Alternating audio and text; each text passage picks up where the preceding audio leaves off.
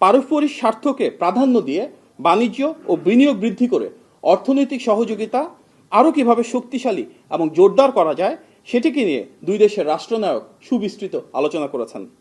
দুই দেশে মুক্ত বাণিজ্য চুক্তি বা এফটিএ স্বাক্ষরের লক্ষ্যে আলোচনা এগিয়ে নেওয়ার বিষয়ে সম্মতি হয়েছে এবং এটিকে বেগবান করার জন্য কার্যকর নির্দেশনা প্রদান করা হয়েছে।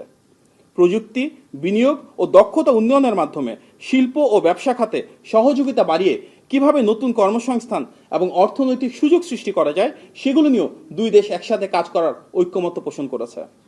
একই সাথে হালাল শিল্প ও হালাল ব্যবসার সম্ভাবনার যে অপার গুরুত্ব রয়েছে সেটিকে অনুধাবন করে কিভাবে মালয়েশিয়ার বেস্ট প্র্যাকটিস আমরা বাংলাদেশে অ্যাডাপ্ট করতে পারি হালাল শিল্পের বিকাশের জন্য সেগুলি নিয়ে দীর্ঘ আলোচনা করা হয়েছে।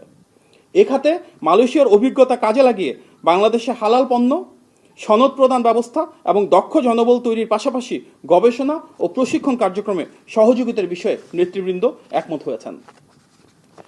প্রিয় সাংবাদিক ভাই ও বোনেরা, আজকের আলোচনায় কৃত্রিম বুদ্ধিমত্তা বা এআই, ডিজিটাল অর্থনীতি, সাইবার নিরাপত্তা ও আধুনিক প্রযুক্তি খাতে সহযোগিতা বাড়ানোর বিষয়ে গুরুত্ব আরোপ করা হয়েছে।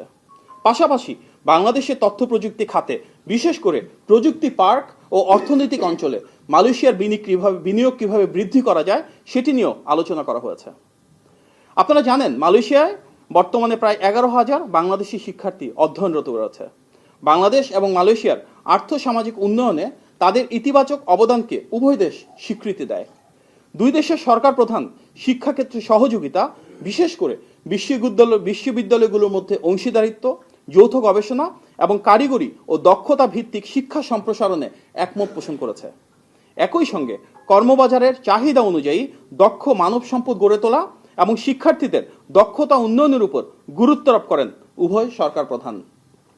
প্রতিরক্ষা সহযোগিতা আরও জোরদার, সামরিক প্রশিক্ষণ ও দক্ষতা উন্নয়ন কার্যক্রম সম্প্রসারণ এবং জাতিসংঘ শান্তিরক্ষা মিশনে পারস্পরিক সহযোগিতা বৃদ্ধির বিষয়ে উভয় দেশ একমত হয়েছে। পাশাপাশি সন্ত্রাসবাদ মোকাবেলায় প্রশিক্ষণ এবং সক্ষমতা উন্নয়নের মাধ্যমে দ্বিপাক্ষিক সক্ষমতা আরও কিভাবে শক্তিশালী করা যায় সে বিষয়ে আলোচনা হয়েছে পর্যটন এবং সাংস্কৃতিক ক্ষেত্রে কিভাবে পারস্পরিক সহযোগিতা বৃদ্ধি করা যায় সেটি নিয়েও।